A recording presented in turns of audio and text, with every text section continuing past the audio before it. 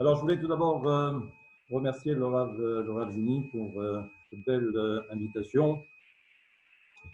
Et je dois dire que c'est un moment assez particulier que de célébrer le Yom HaAtzmaut dans le cadre justement de sa yeshiva.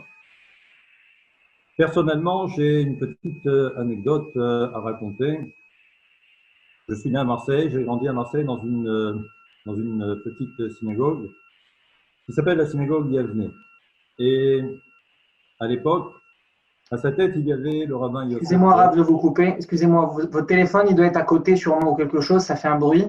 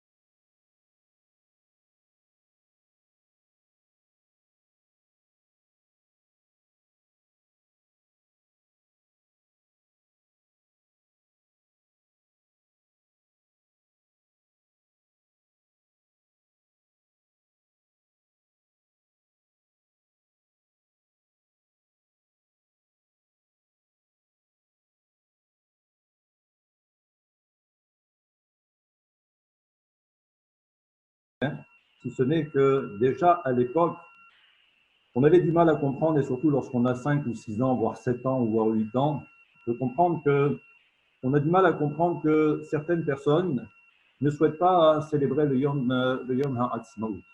Il y avait toute cette discussion déjà à l'époque pour savoir si on devait réciter le Hallel ou pas, avec bracha ou pas. Et c'est vrai que pour l'heure, pour l'époque, eh bien, c'est vrai que je ne comprenais pas grand-chose. Mais toujours est-il, c'est que la réflexion de ce rabbin, Rabbi Yosef Cohen, c'était de dire justement que comment est-il possible que lorsque l'on achète un vêtement, à ce moment-là, on est censé réciter la bénédiction de Shechian. Et il disait que comment est-il possible que certaines personnes de la communauté, eh bien, n'acceptent pas pour la terre d'Eretz Israël, alors qu'on a eu ce privilège de recevoir la terre d'Eretz Israël, de ne pas réciter ne serait-ce qu'un remerciement pour Akadosh Baruch Hu, ne serait-ce que même à travers un petit Hallel. Et donc, ça m'a toujours interpellé, le fait que, Baruch Hashem, nous avons aujourd'hui cette chance et ce privilège, ce bonheur de pouvoir vivre en Israël et également d'étudier la Torah d'Eretz Israël. La deuxième chose, et là c'est aussi également personnel, c'est que chaque fois que l'on fait référence à Yom HaAtzmaut, j'aime à raconter que mon père, Zichrono Livracha, a également fait la guerre de l'indépendance d'Eretz Israël. Et donc, c'est pourquoi ça revêt pour moi un caractère assez personnel et assez important. Ça fait partie de mon histoire, ça fait partie de l'histoire de ma famille. Ça, c'était donc en introduction et ça, c'était un petit peu personnel. Je voudrais maintenant essayer de rapporter un enseignement par rapport à un épisode de la Torah, un épisode biblique, où il est dit « Anachnu temeim lenefesh Adam ». Le contexte est le suivant. Nous avons des personnes qui se sont rendues impures et qui n'avaient pas donc la possibilité de célébrer la fête de Pessah, ou de célébrer plus exactement le sacrifice Pessah, le Korban Pessah. Et donc, ces personnes sont venues voir Moshe Rabbeinu pour leur dire « Lama nigara » pourquoi sommes-nous privés de pouvoir accomplir cette mitzvah? Nous savons pertinemment que plus tard, Akadosh Baruch Hu va leur donner raison et ils vont ensuite célébrer également à leur tour, ce qu'on appelle d'ailleurs Pessah Sheni, le deuxième Pessah, pour leur permettre d'accomplir cette mitzvah. Simplement, ce que le Tiferet Shlomo fait remarquer, c'est que comment se fait-il que ces personnes qui étaient impures posent la question en disant « nous sommes impurs, mais pourquoi sommes-nous privés de pouvoir accomplir cette mitzvah ?» Et là, on comprend bien qu'il paraît totalement superflu de pouvoir demander alors qu'eux-mêmes sont là pour énoncer quelle est l'origine du problème, ils sont impurs. Et donc, ce que dit le Tiferet Shlomo, c'est qu'on ne comprend pas du tout quelles sont leurs revendications, alors que ça paraît très simple à comprendre.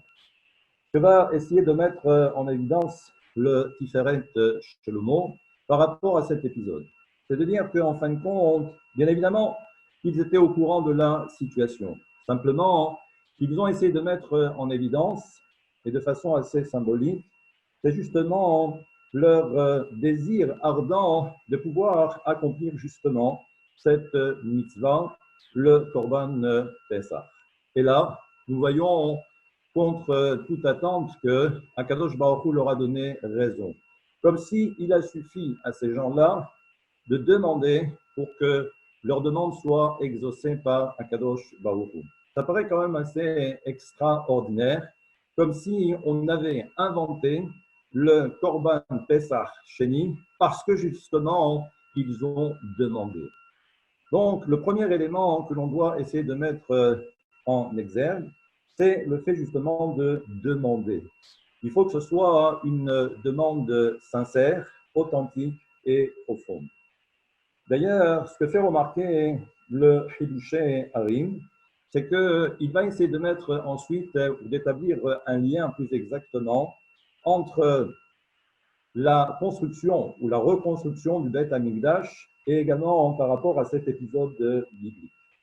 Ce que va dire le Chidushé Harim, c'est de dire que là aussi, le Beth Amikdash, le troisième Beth Amikdash que nous attendons avec beaucoup d'impatience, eh bien là aussi, dans le même esprit, comme à l'époque, concernant ces personnes qui étaient impures, qui n'avaient pas pu accomplir cette mitzvah, il a suffi d'énoncer cette demande auprès de Akadosh Baruch Hu. Eh bien là aussi, c'est ce que dit le Chidushé Harim. Le Beth Amikdash est en haut.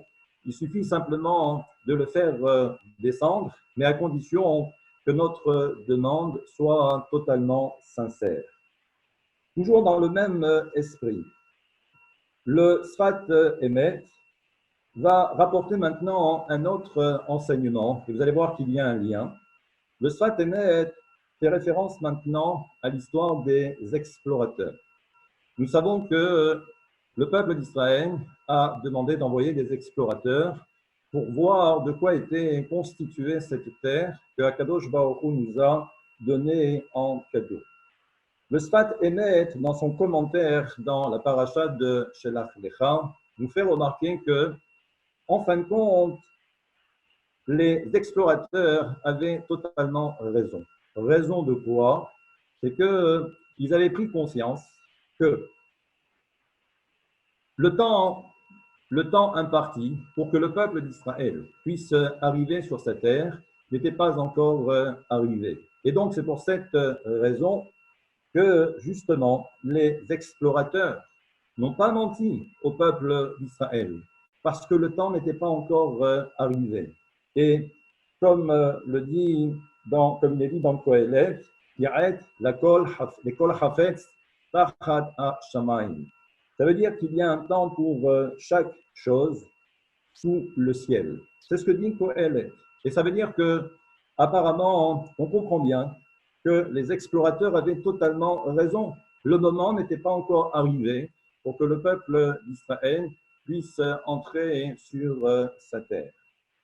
Et là, ce que nous fait remarquer justement le Sfat Emet, c'est que si on fait attention à ce verset, il est dit « Tahat hashamayim » sous le ciel. Alors oui, sous le ciel, c'est vrai, nous voyons que les explorateurs avaient entièrement raison. C'est-à-dire que il y a des données qui sont d'ordre naturel, comme l'a évoqué d'ailleurs le Rav Zimi. C'est-à-dire que de façon rationnelle, il est évident que tout ce qui est sous le ciel, autrement dit dans cette dimension terrestre, cette dimension du temps et de l'espace, alors il est vrai que oui, le peuple d'Israël ne pouvait pas encore rentrer sur sa terre. Alors ce que dit justement le Satémet, et poursuit son propos, c'est que si vous vous rappelez, à ce moment-là, il y a eu une réaction de Caleb qui va dire aux enfants d'Israël, allons allez, montez, nous monterons, c'est-à-dire que allez, il faut y aller. Et ce qu'il est dit là-bas, ce qui est rapporté dans l'enseignement de Rashi sur place, Afilu Yomar, Asus Sulamot, la Alot, la Shamaim. Et ce que dit justement ce commentaire de Rashi, c'est de dire que allons aller, nous allons monter. Et même si Moshe Rabbeinu nous demande de prendre justement des échelles pour arriver jusqu'au ciel, eh bien, nous le ferons. Ça veut dire que toute démarche concernant la terre d'Eretz Israël, et nous le verrons ultérieurement, nécessite déjà de la part de chacun d'entre nous une compréhension qui doit être totalement irrationnelle, presque de l'ordre du surnaturel, comme si en fin de compte, la terre d'Eretz Israël était une autre dimension où chacun devrait prendre une sorte d'échelle pour pouvoir gravir ces différents échelons et essayer de se maintenir à un niveau qui est de l'ordre justement de l'irrationnel. Et là-bas, ce que nous fait remarquer également le Sfat Emet.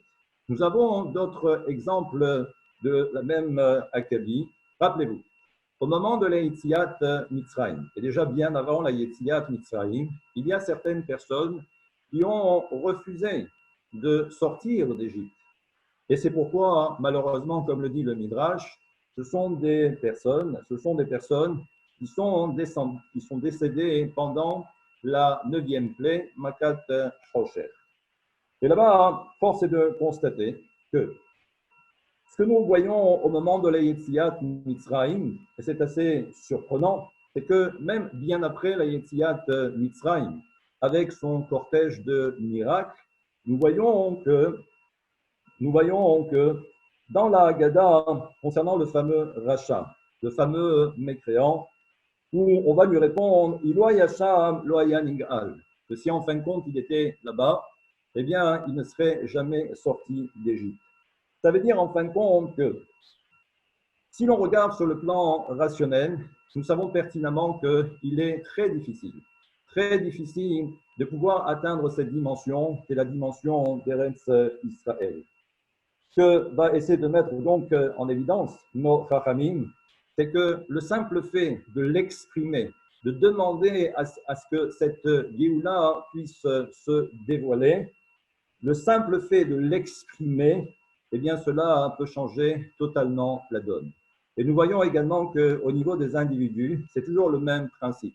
Si l'on reste toujours dans le même carcan, à partir de là, il est très difficile de s'extirper de ce carcan parce que justement, l'homme reste confiné, ce n'est pas un jeu de mots, reste confiné dans cet esprit totalement rationnel, alors que parfois, cela nécessiterait de l'homme qu'il puisse justement totalement se dépasser. Et là, donc, on comprend que si les Meraglim avaient mené à bien leur mission, eh bien, le peuple d'Israël serait rentré en Eretz Israël, bien que sur le plan rationnel, au niveau de la nature, eh bien, nous savons que l'heure n'était pas encore arrivée que le peuple d'Israël puisse rentrer sur sa terre. Mais le simple effet de le vouloir, le peuple d'Israël serait rentré sur sa terre. Et plus que cela encore, c'est que même Moshe Rabbeinu serait rentré avec eux en Eretz Israël. Et selon le principe, selon l'enseignement qui est rapporté dans le Talmud, concernant le verset Be'ita Achishena, il y a toute une discussion à savoir, est-ce que la venue de Mashiach, est-ce que la Géoula du peuple d'Israël se fera en son temps, ou est-ce qu'on a la possibilité de précipiter justement la venue de Mashiach? Eh bien là aussi, si nous sommes méritants, mais ça ne suffit pas de dire que nous sommes méritants, parce que le seul mérite, c'est simplement de pouvoir demander à Kadosh Baruch Hu, d'exprimer sincèrement à Kadosh Baruch Hu ce désir ardent que nous puissions revenir sur notre terre et reconstruire le troisième Beth Amikdash. Là aussi, ce que nous fait remarquer le Sfat Emet, c'est que, rappelez-vous, Moshe Rabbeinu, et nous le verrons un peu plus tard, a essayé de rentrer en Eretz Israël. Il a invoqué, il a demandé à Kadosh Baruch Hu, il a énoncé même 515 prières, valeur numérique du mot Va et Hanan. Cela lui a été refusé. Mais nous verrons tout à l'heure que, mais pour quelle raison? Pour quelle raison Moshe Rabbeinu voulait rentrer en Eretz Israël à tout prix? Et là, on a du mal parfois même un petit peu à comprendre, parce qu'apparemment, lorsque le peuple d'Israël était dans le désert, ils ont atteint une dimension extraordinaire. Dieu était présent, il y avait le Mishkan, la manne également le puits de Myriam. Et nous voyons donc qu'il y avait les Hanané et Kavod. Donc on peut dire que le peuple d'Israël a été choyé, comme si le peuple d'Israël était dans un véritable cocon. Et là, on a du mal à comprendre. Pourquoi est-ce que Moshe Rabbeinu veut maintenant rentrer en Eretz Israël? Quel est le but? Alors que nous savons pertinemment que, comme le dit la Torah, le peuple d'Israël, en rentrant sur sa terre, devait ensuite travailler la terre.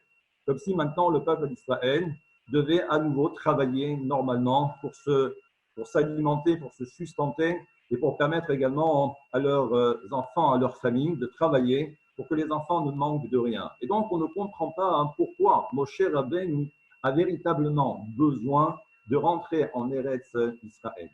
Je vous passe tous les midrashim, on va dire, est-ce que Moshe Rabbeinu voulait rentrer en Eretz Israël simplement pour profiter des fruits de la terre d'Eretz Israël, ou également les Kabel Sachar, ou pour recevoir une récompense, tout en sachant que, connaissant la grandeur de Moshe Rabbeinu, comment est-ce que l'on peut parler de Sachar comme si la seule volonté de Moshe Rabbeinu, c'était de recevoir une récompense, tout en sachant, puisque nous sommes maintenant rentrés dans la période des Pirkei Avot, où nous savons que nous n'avons pas le droit de servir son Créateur afin d'en obtenir une récompense.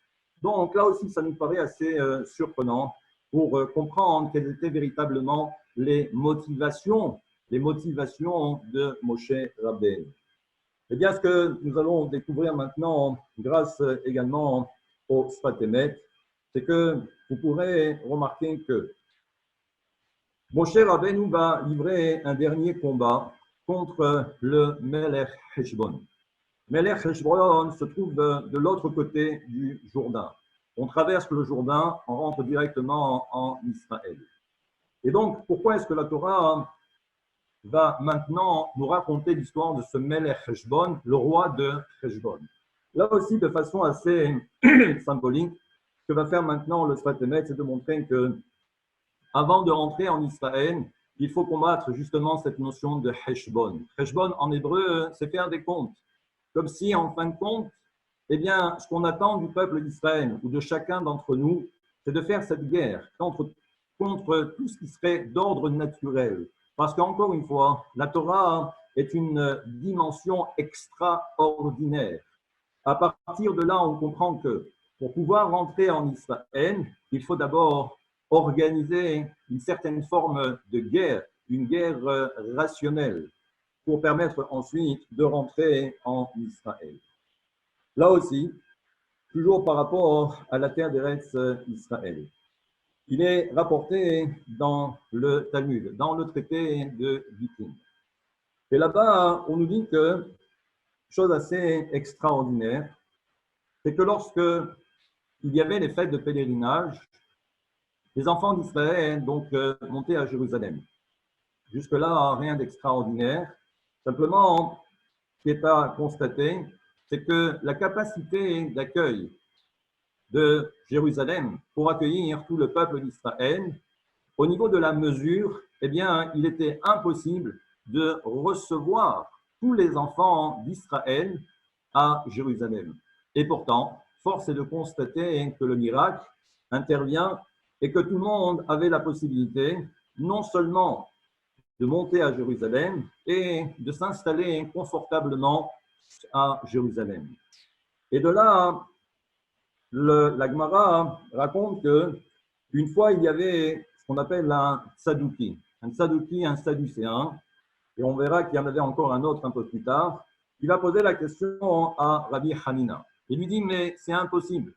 ce que tu es en train de raconter ou ce que vous, les rabbins, vous êtes en train de raconter, c'est impossible. Parce que sur le plan rationnel, sur le plan physique, il est impossible d'accueillir toute cette population tout en sachant qu'il y a une superficie.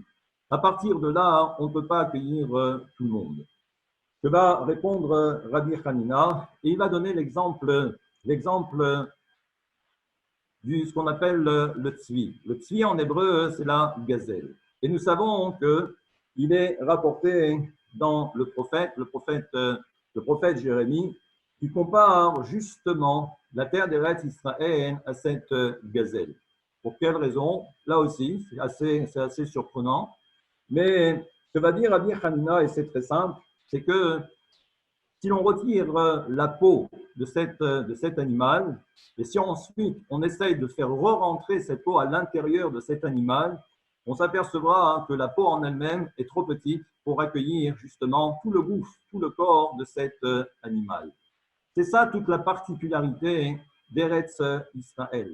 De comprendre que Eretz Israël, c'est une toute autre dimension.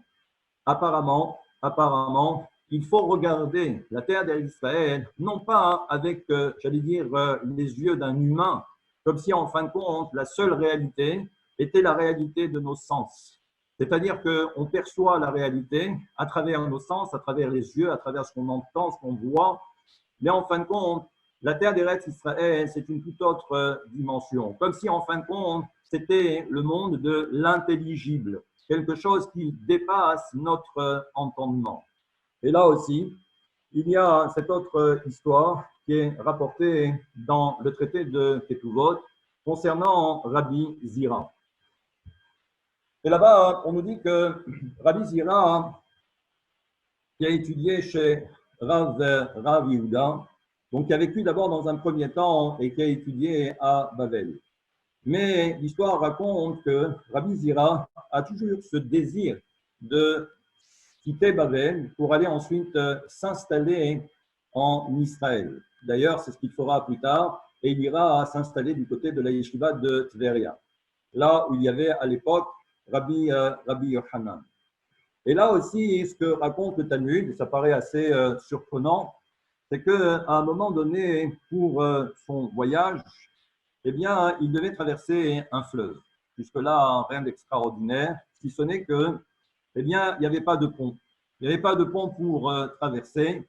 Et l'histoire de raconter qu'il a pris une planche. Maintenant, imaginez, monter sur une planche dans un fleuve. Là aussi, c'est vrai que c'était une embarcation assez sommaire, voire périlleuse. Et lorsqu'il traverse ce pont, là aussi, la Gemara raconte qu'il y avait là-bas un Sadducéen qui l'a interpellé assez vigoureusement et lui dit que vous, le peuple d'Israël, vous êtes des intrépides, c'est-à-dire qu'en fin de compte, vous ne réfléchissez même pas. Et Rabbi Zira va lui répondre, mais pour quelle raison? Il a dit, mais je n'aurais pas pu attendre, essayer de trouver un pont en amont ou en aval du pont, du fleuve, pour traverser et ensuite arriver en Israël tranquillement. Et là, ce que va répondre Rabbi Zira, c'est que lorsque l'on doit rentrer en Israël, nous savons que si on commence à trop réfléchir, c'est à ce moment-là que le problème arrive. Qu'est-ce que ça veut dire que le problème arrive? Ça veut dire que malheureusement, il peut y avoir beaucoup d'empêchements. Alors c'est pourquoi, lorsque l'on est mu par ce désir ardent d'arriver jusqu'en Eretz Israël, alors à ce moment-là, il ne faut pas trop réfléchir. Parce que ce que nécessite l'entrée en Eretz Israël, c'est lorsque l'homme est capable de dépassement. Si ce n'est pas le cas, alors à ce moment-là, on ne pourra percevoir Eretz Israël que comme une terre tout à fait normale, tout à fait basique, au même titre que les autres nations. Là aussi, puisque cela a été évoqué tout à l'heure, Moshe Rabbeinu a voulu rentrer en Eretz Israël. Et là, on s'est posé tout à l'heure cette question, mais pourquoi? Pour quelle raison? Pour travailler la terre, pour manger des fruits? pour avoir une récompense supplémentaire en accomplissant les mitzvot de la terre d'Eretz Israël. D'ailleurs, même Akadosh Baruch Hu va lui dire, ne t'inquiète pas, hein, moi-même, je ferai comme si tu avais accompli toutes les mitzvot qui sont inhérentes à la terre d'Eretz Israël. Et concernant Moshe Rabbeinu, on a besoin d'une autre explication. Et là, d'un autre raisonnement. Eh bien, ce que nos sages nous disent, c'est que Moshe Rabbeinu a bien compris que la particularité d'Israël, c'est ce double aspect. C'est-à-dire que d'un côté, il y a cet aspect totalement naturel. Je vois Eretz Israël, c'est un beau pays, Eretz Zavat Halav Udvash, très bien. Mais d'un autre côté, seule la terre d'Eretz Israël est capable de propulser l'homme à une dimension surnaturelle. Et pour ce faire, ce que nos sages nous enseignent, c'est que Moshe Rabbeinu a compris que pour établir ce lien, cette notion de Hibour, entre Shamaim Va'aretz, entre la terre et le ciel, cela ne peut se faire que grâce à la terre d'Eretz Israël. Nous savons, d'après nos textes, qu'on peut vivre dans une dimension surnaturelle, comme ça a été le cas de Moshe Rabbeinu et toute cette génération. Mais le juif, par définition, et ça c'est un concept que tout le monde connaît, c'est que la mission première du peuple d'Israël, sans rentrer dans la mystique, c'est justement d'être capable de sacraliser la matière. Autrement dit, rentrer en Eretz Israël et également travailler la terre et étudier bien évidemment, là aussi c'est une dimension, c'est-à-dire être capable de sacraliser la matière, c'est être capable de donner justement une orientation à la matière. Comme si en fin de compte, on était capable d'établir ce lien entre la terre et le ciel. Et cela, c'est quelque chose qui ne peut se faire qu'en Israël. Là aussi, puisqu'on parle un petit peu de mystique, il y a le fameux, le Alechem Shevo Be'achlama, qui nous dit que si l'on réfléchit un petit peu, vous allez voir que tout est en rapport. Déjà à l'origine, avec la faute de Adam Arishon, nous savons que la terre d'Eretz Israël, c'est en quelque sorte le Gan Eden. C'est déjà le Gan Eden, là où Adam Arishon a été créé. Malheureusement, Adam Arishon a fauté et nous savons ensuite quelles ont été les conséquences. Les conséquences immédiates, c'est ce qu'on voit directement dans Bereshit, dans la Genèse. Pour ceux que ça intéresse, nous savons que la terre d'Eretz Israël correspond à la Séphira de Malchut. Et nous savons que la Séphira de Malchut est descendue également de niveau. Maintenant, descendre de niveau, et c'est toujours le même principe, c'est qu'à partir de là, il y a ce qu'on va appeler les Levushim. Les Levushim, ce sont ces différents habits. Comme si, en fin de compte, au-delà de ces habits, il y avait également toute cette notion de klipa, cette notion d'écorce. Vous prenez un fruit, vous regardez, il y a le fruit à l'intérieur, mais avant d'accéder au fruit, il y a tout d'abord, eh bien justement, toutes ces écorces. Tout le travail, comme le dit le Shem Shevo Ve'achlama, et tout ça au nom du Hari HaKadosh, c'est que justement, la particularité du peuple d'Israël.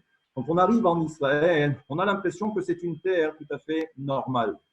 Comme si, en fin de compte, on ne regardait que la klipa, l'aspect extérieur, l'apparence, le paraître. Mais en fin de compte, pour l'instant, on ne reste qu'à l'intérieur de la klipa ou à l'intérieur du levush. Mais ce qui est, si on comprend que Eretz Israël, c'est autre chose, et que pour accéder à cette autre chose qu'on va appeler cette dimension supérieure, eh bien, c'est justement de cacher tous ces levushim. Autrement dit, faire preuve de dépassement et également de renoncement.